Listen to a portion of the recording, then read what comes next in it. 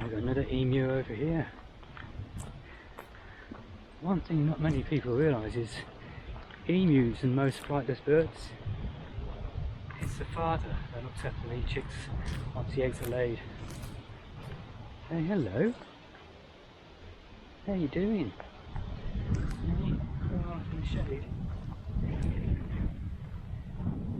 So once you actually get to see an emu, and if it's got the chicks, you know, that's the dad looking after them.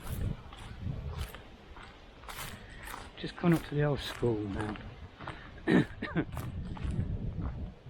Now, if you don't want to spend any money whilst hiking at Bilbon track and you're coming through, you've got the two shelters outside that you can throw your swag out in, and your sleeping bag,